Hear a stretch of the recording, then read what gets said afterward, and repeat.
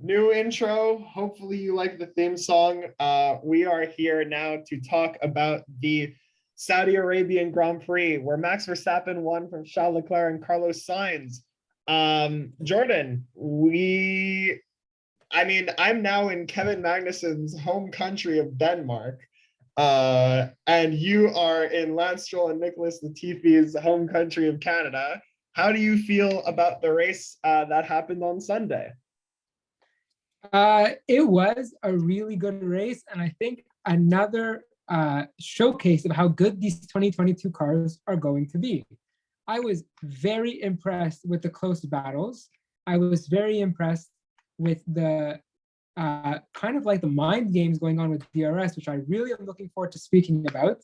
And I was very impressed overall with the performance of the new cars, and they're really delivering on the promise of closer racing. I think there are lots of storylines to tackle, so I think we should just get right into it. I have a lot of notes. It was a crazy race.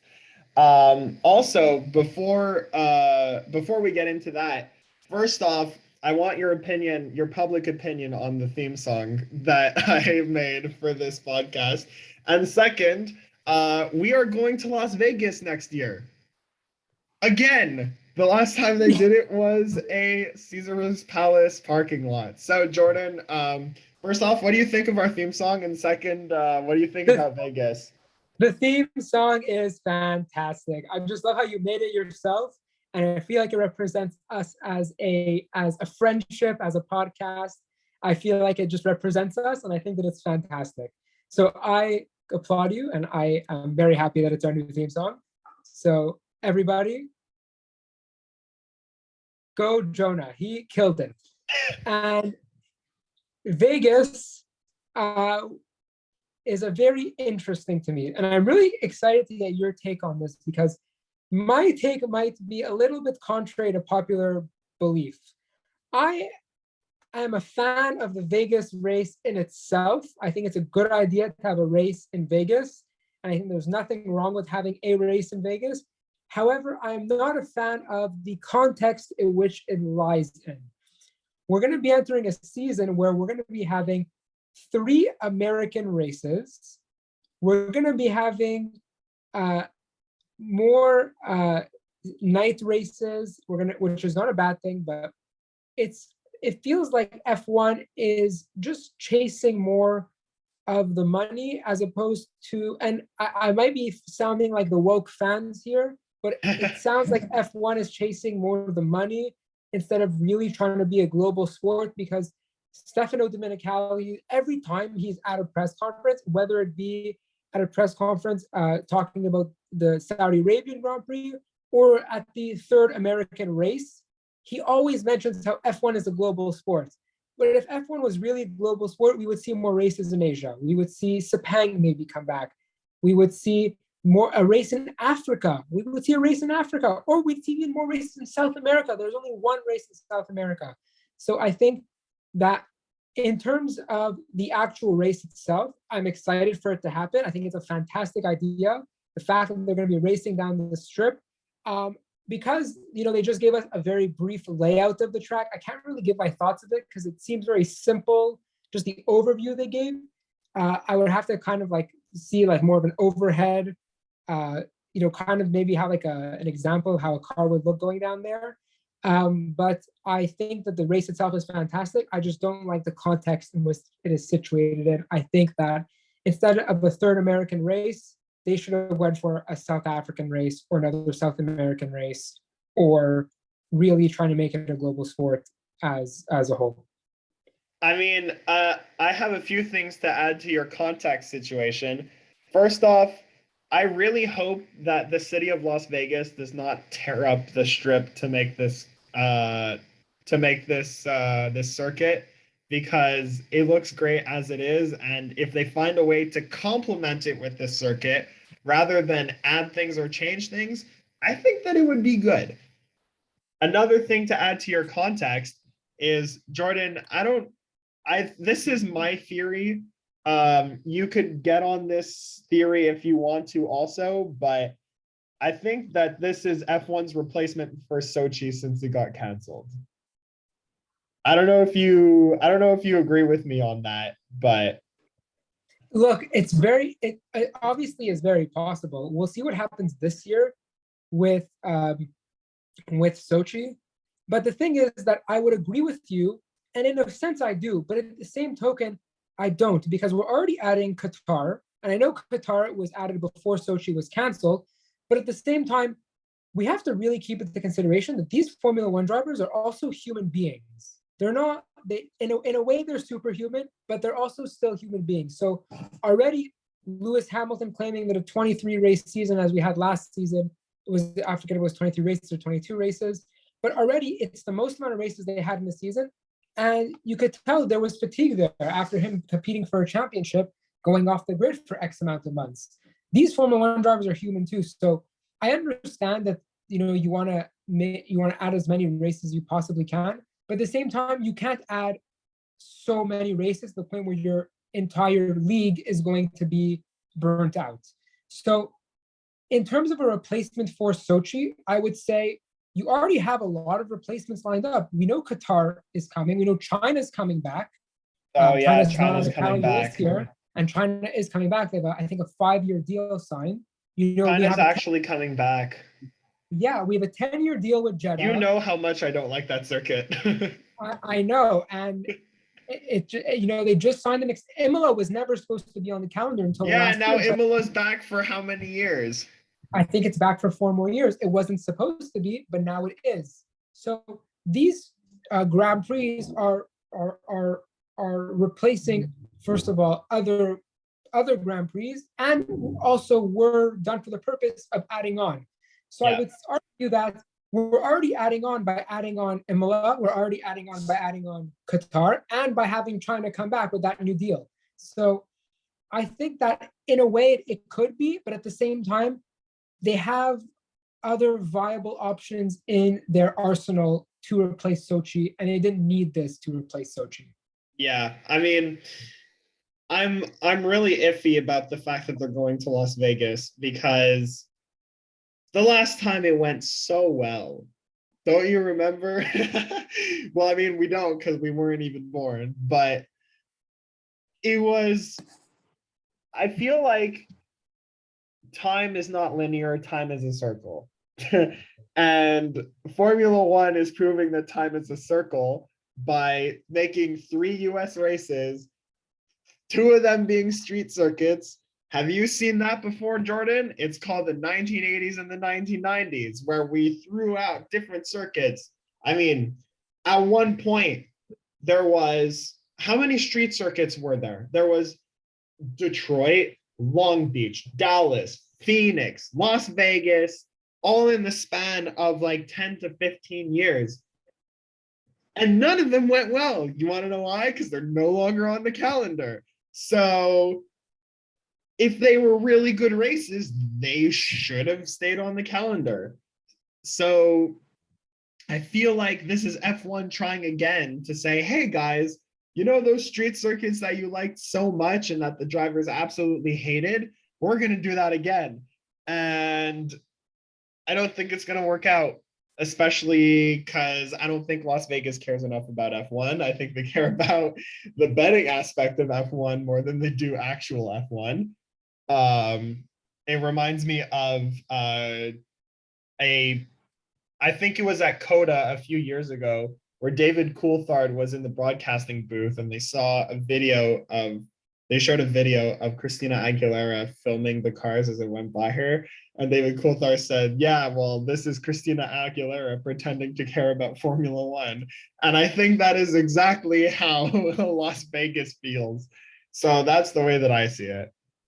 Yeah, and just to add on to your point, with what you said about changing the strip and having it being a street circuit, and then throwing a bunch of street circuits out there, just to add on to your point, because of the way the track looks, it kind of feels like the track is very forced. It doesn't feel like it's a natural track, if you understand what I'm trying to say. Yeah, It feels like it really does feel forced. It feels like they kind of like Miami. Yeah, it's like Baku and Monaco are natural city circuits because they're just cities where the grid of the city can easily be made into a very intricate, complex, but great for racing type Formula One circuits. It's Whereas not Las like Vegas, Jeddah where they built half of it. Or no, did they build half of it or did they build all of it? I don't remember. Okay, I it's think they not like built Jeddah some where of they it. built I, most of it. I'm They pretty built sure the all bank of it. turn is built. They built like 90% of it for Miami. They built half of it for Vietnam, which was supposed to happen. Remember that? Yeah, that's unfortunate. I mean, they're not even street circuits at this point. Like Baku is an actual street circuit. Yeah, Monaco is so an actual street circuit. and these are circuits that are made for Formula One racing, and the way that the city is just laid out is so uh, uh, it's so good for Formula One racing. Whereas I feel like in Las Vegas, they first chose Las Vegas and then designed the circuit. Whereas if you look at a city like Baku or even Singapore, they said, "Wow, we can make an amazing circuit out of this city." And Yeah. it was kind of like the way they thought about it was the other way around, and that's what makes those Grand Prix amazing, and two Grand Prix that people look forward to every year on the calendar. Now we could be completely wrong. All listeners of JJF1, we are not perfect. We also could be completely wrong, so we're excited to be proven wrong. Yeah, some of our takes have aged like milk. So Yeah, just like when um you said Esteban Ocon was gonna get ousted from Alpine. yeah, because I thought that he was gonna get replaced by Guan Yu Zhou and or Pierre Gasly. Yeah. Oh man, that ended super, super well. All right, let's talk It's about the okay. race now. I said Hamilton was retiring 2 seasons ago. So I think you've said Hamilton's retiring since we started recording episodes. So all right, well, let's talk about the race now. But before we talk about the race, we need to talk about qualifying and the fact that Lewis Hamilton was eliminated in Q1. Jordan, this was the first time this happened in 5 seasons since Brazil 2017. What do you think this means for Hamilton, especially being, I think it was a second off George Russell or something like that, or was it around the second from what I remember?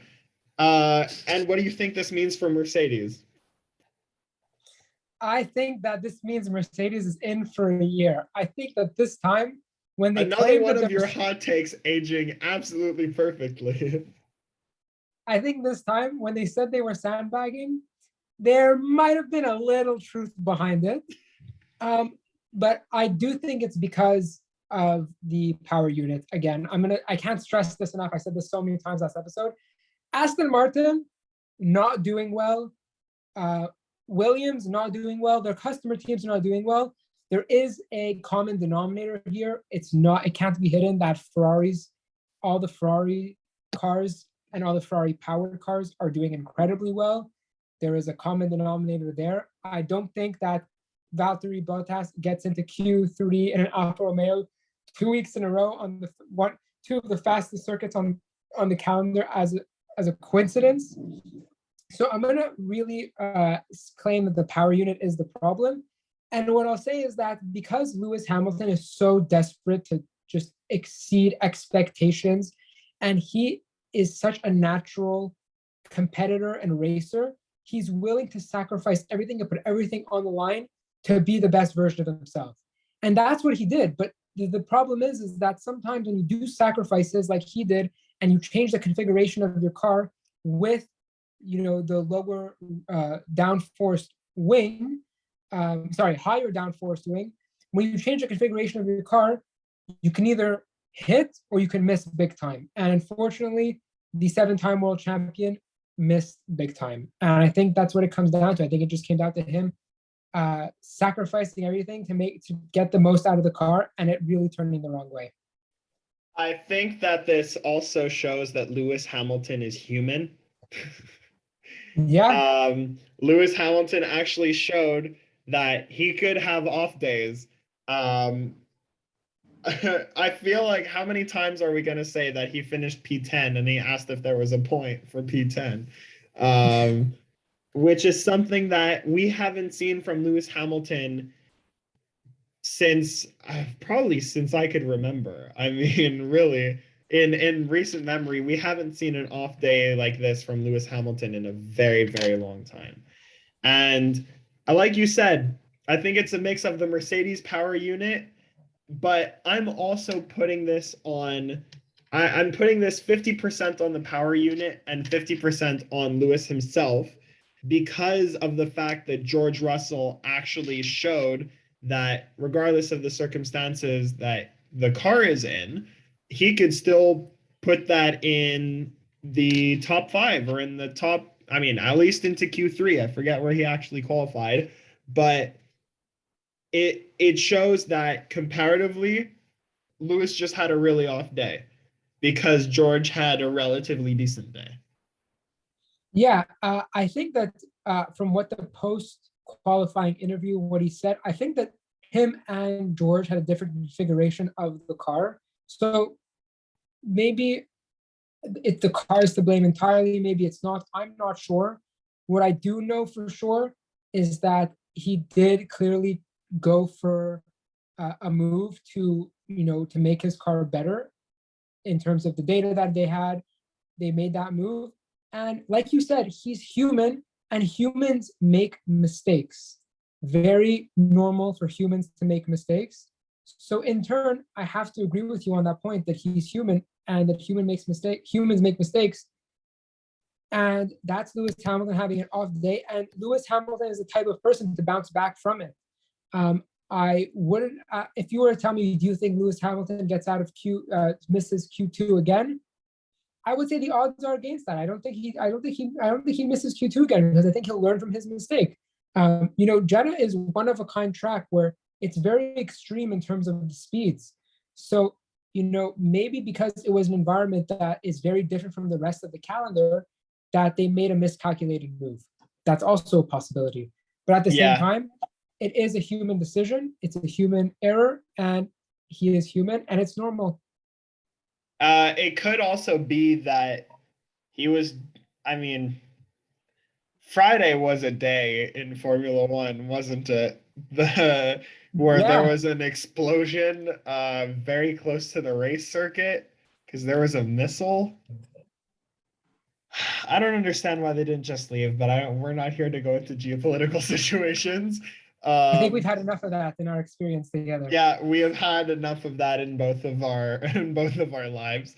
But I think it's a mix of everything. But speaking of other people that had a bad day on Saturday, Mick Schumacher had quite the crash. I mean, thankfully he was okay. Haas decided that they were not going to race him because they didn't have enough time to rebuild the chassis. And the risk of him crashing in the race would mean that they wouldn't have enough parts for Australia.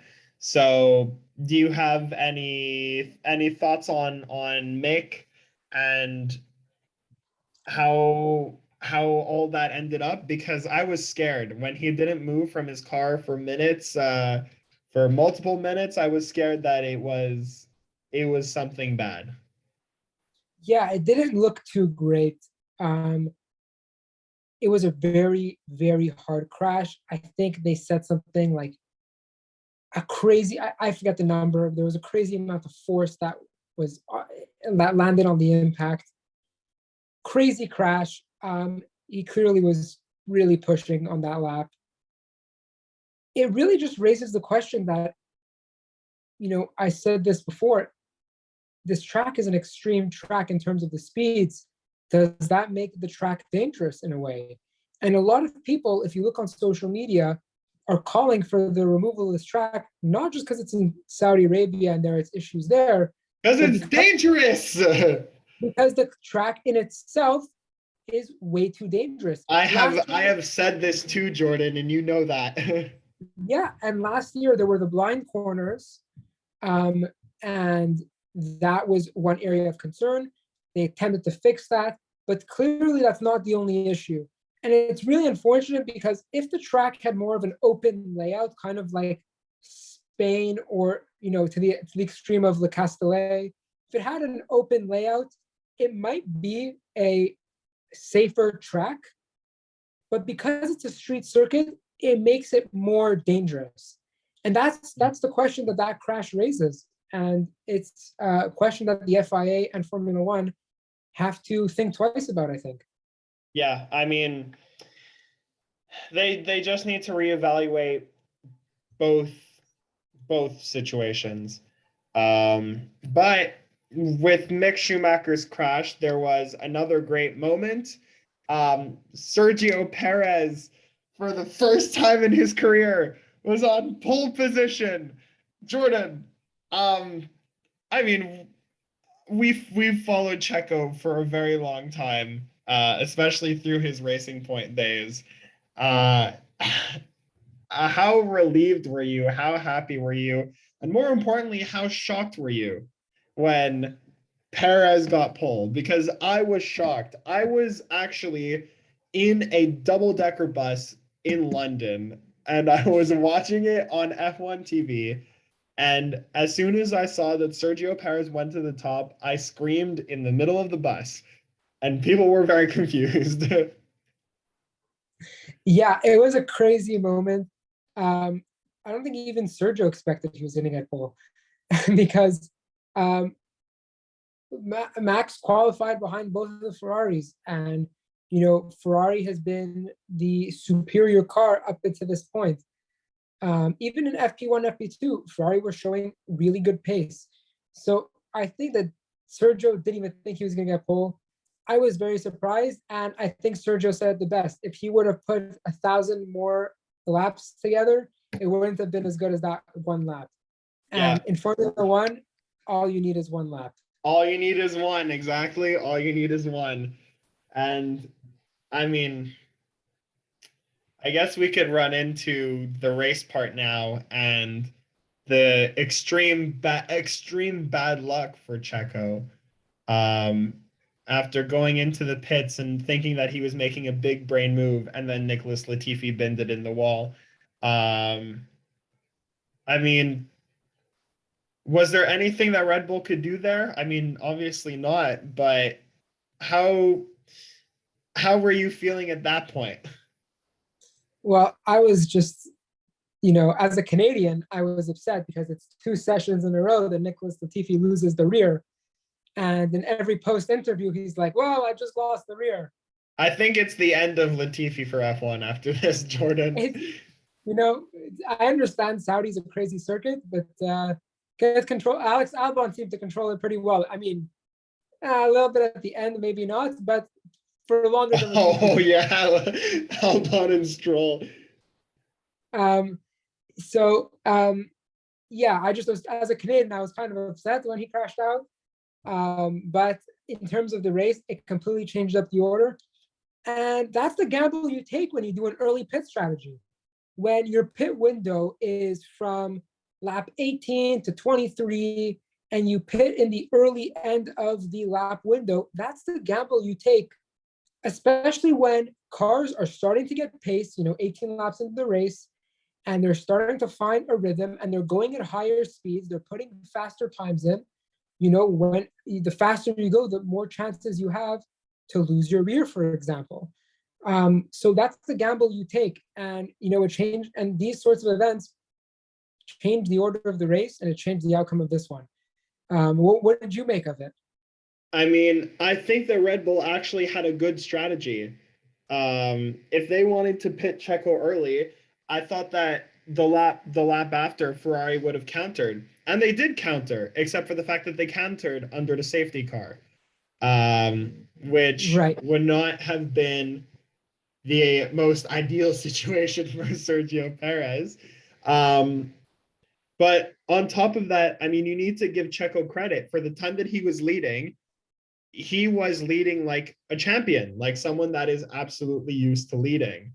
And it's a shame that all of the effort that he put in this weekend didn't really come to fruition in the way that he wanted. I mean, I thought that he could have maybe overtaken Sainz for a podium after the pit and then the safety car hampered his race. But Um, I think this entire weekend shows that when things work well, Checo can actually go 1-1 with Max Verstappen now. And that last year, his slow build paid off at the end. And this is just the extension of his build from last season. Um, if the situation in general was disappointing, as a semi Checo, I mean, I am a Checo fan. Let's be real here. But I think this just shows that Sergio Perez finally feels comfortable in that car and feels comfortable in that team. Otherwise, he wouldn't have gotten pole position. Yeah, and it's great that you bring that up because the entirety of last year, I was busy saying the reason why Daniel Ricciardo is not doing well in the McLaren is because he's kept on switching teams. And when you switch teams, it takes time to readjust to the new car. And I think that's what happened with Checo. We saw at the beginning, first race in Bahrain last year, he didn't make it to Q3. You know, we keep forgetting that he finished 11th or something like that was his qualifying. Yeah, he started from the pit lane. That first race was hard. Yeah, he had a great showing at Imola, but his first podium for Red Bull was his win in Azerbaijan.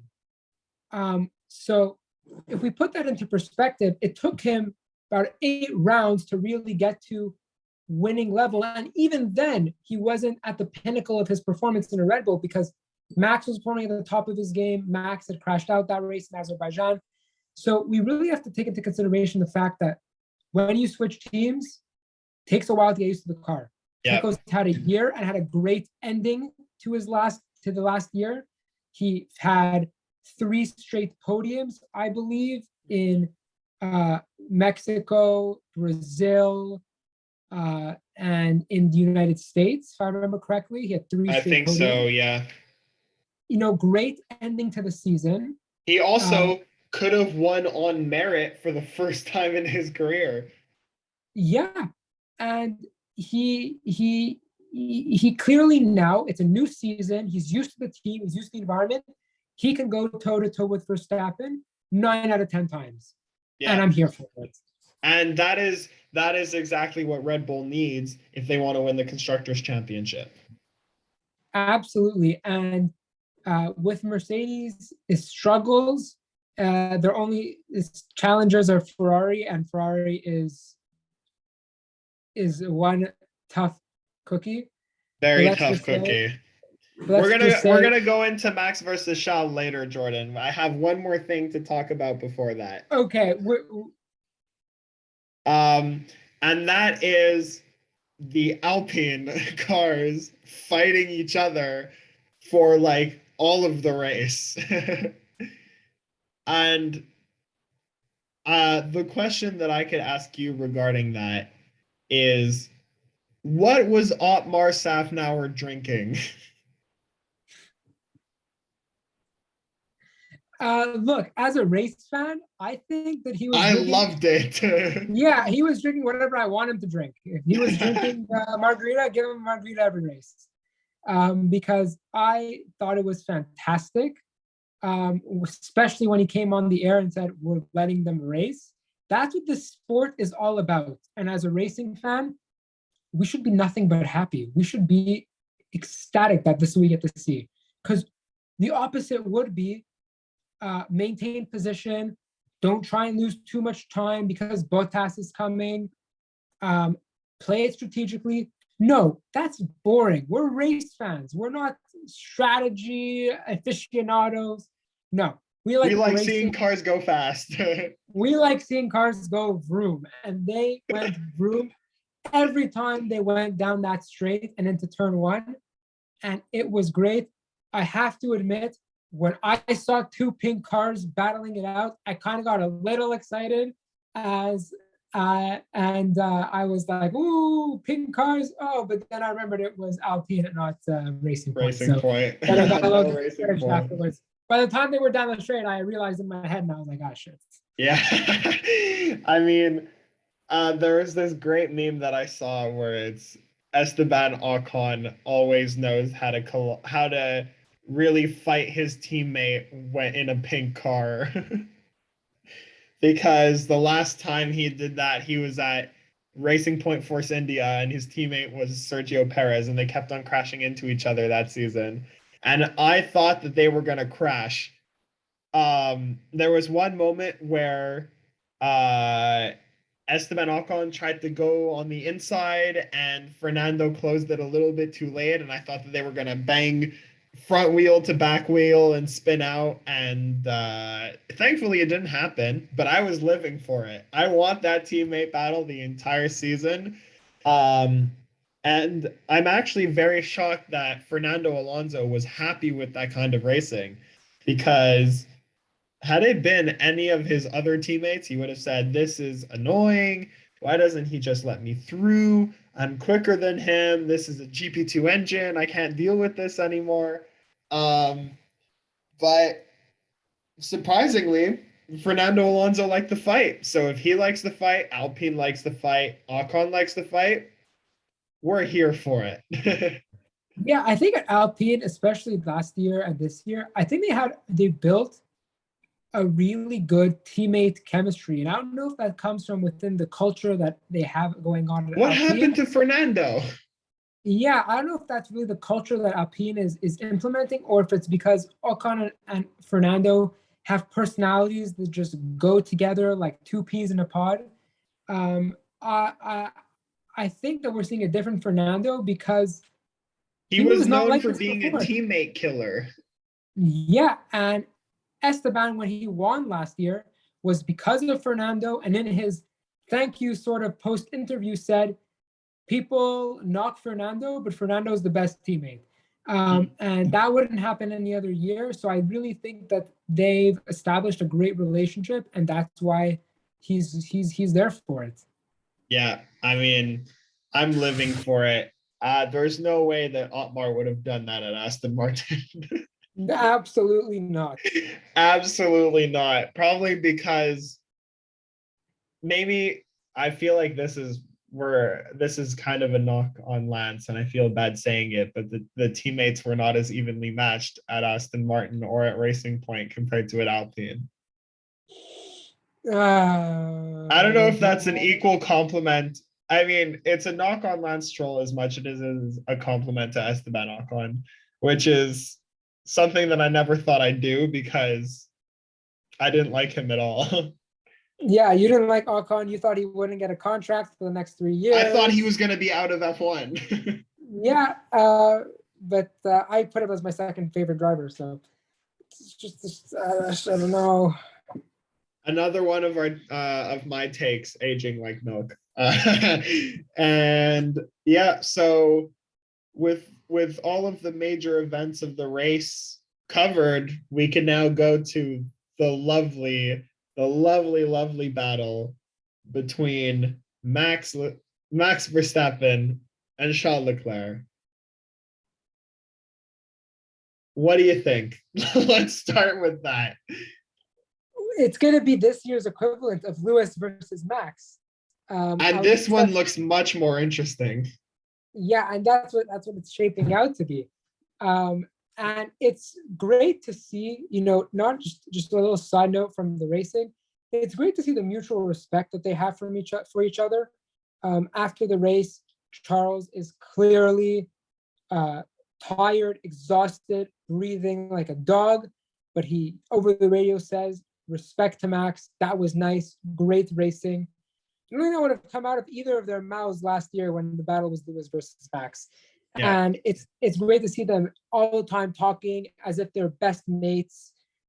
So I love seeing the mutual respect. In terms of the actual battle that we saw, man, there was some mind games going on with DRS. I loved it. And that is a product of the new cars. That's product of the fact that they were able to follow quicker and that DRS is more powerful. And I think that it's fantastic. And it's mind games because you don't want to be at the detection zone for the following DRS zone when there's two back-to-back DRS trains, because then you're going to get retaken over. Yeah. So it's a whole thing. And remember when we saw they were kind of slowing down before the detection zone, They realized they were playing mind games with each other, and then Charles Leclerc bolted when they both locked up. It was really funny to see, and yeah, it was really funny to see the DRS mind games. I think that we're in for closer to racing. We're in for wheel to wheel battles more this season, and we're witnessing the first of many. Yeah, well, you know what I enjoyed, Jordan? That we talk about Lewis and Max like it's this great rivalry. Um, but Charles and Max has been going on since they were children, like back in karting. I don't know if you've seen this video of Charles Leclerc doing an interview in karting after he hit Max. And the reporter's like, "Hey, what happened on track?" And he says, "Nothing, just an incident."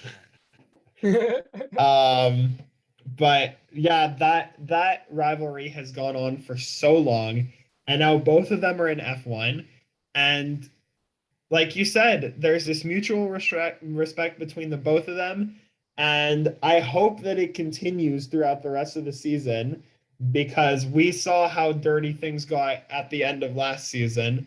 Um, but in general, I love the racing.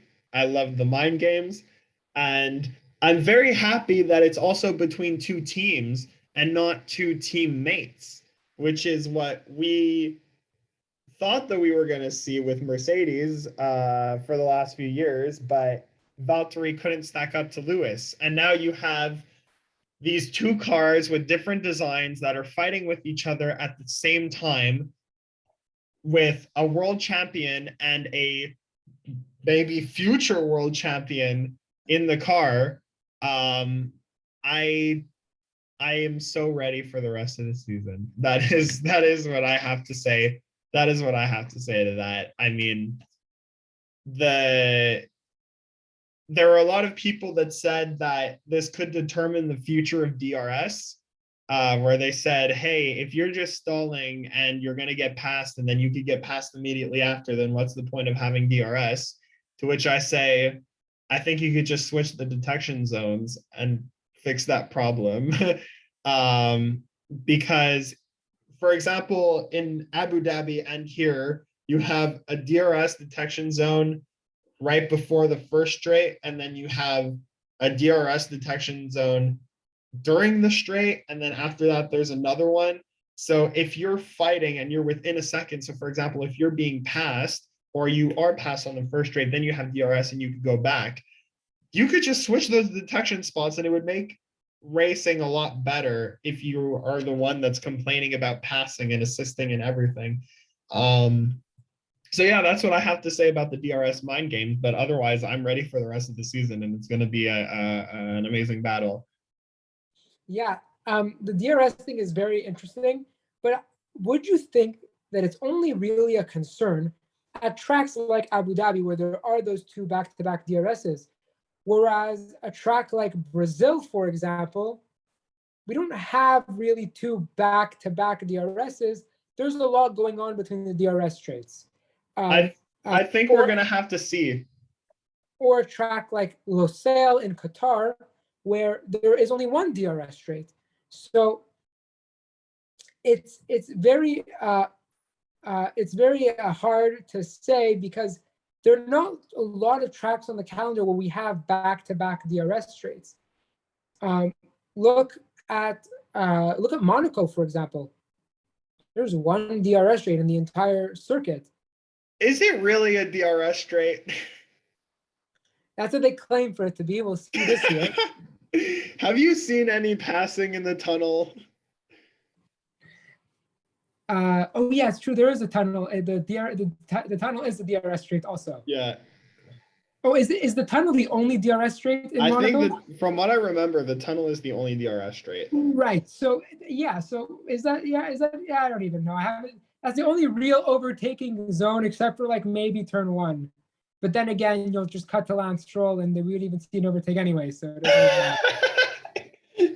Yeah. But anyway, so I think that it's only really an issue.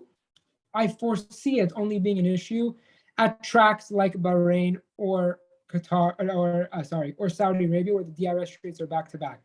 But we're going to Albert Park, and then we're going to go to Imola, there's no back-to-back DRS straights in Imola and Albert Park. So we might be seeing a completely different style of racing. And in turn, because of that, we'll be seeing different mindsets in the drivers' head when they are on track. So it'll be very interesting to see. And that brings us to the part of the podcast that I personally love the most. I'm forgetting what my prediction was for this Grand Prix. I don't know if it hit or not. We should start keeping track of these. I said that George Russell would get a podium. No, did I? Oh, I said Lewis No, Hamilton. I think that was my. No, I think I said George Russell would get a podium this race. Or was it in Bahrain? No, it wasn't in Bahrain because I didn't make a prediction for that. George Russell would be on the podium.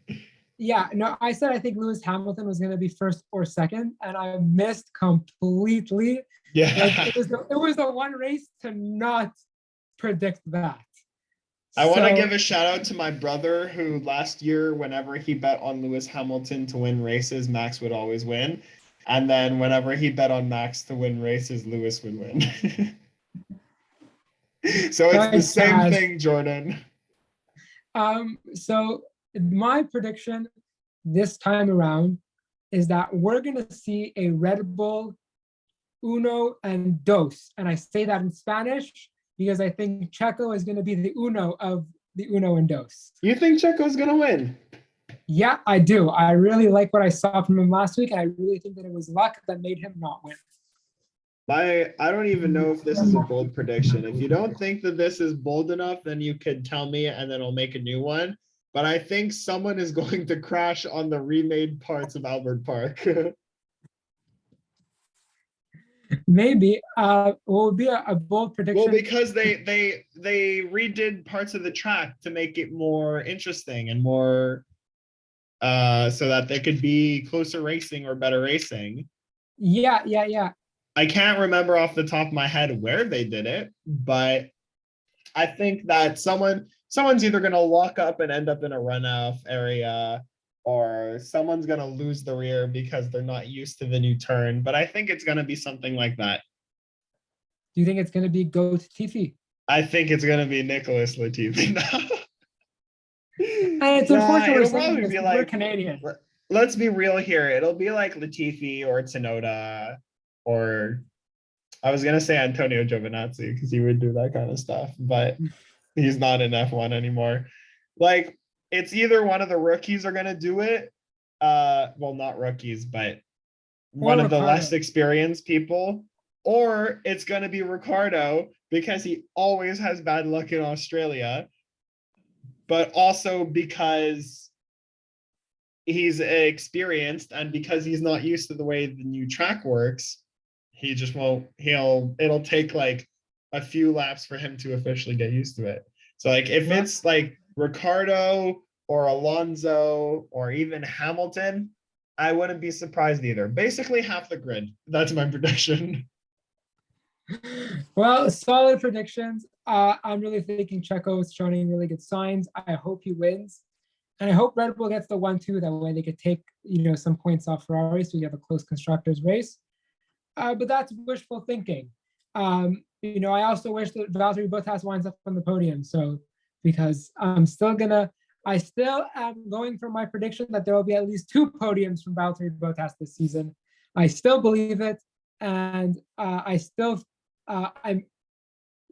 dwindling down that Hamilton's going to win his 8th world title, but we'll see.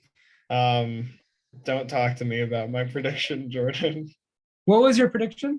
I said that Vettel and Stroll are going to win races. I don't count on it. This is it's a painful year to be an Aston Martin fan. A painful 2 years. It's been a painful lifetime to be an Aston Martin fan because they were not even good when they were Aston Martin yet.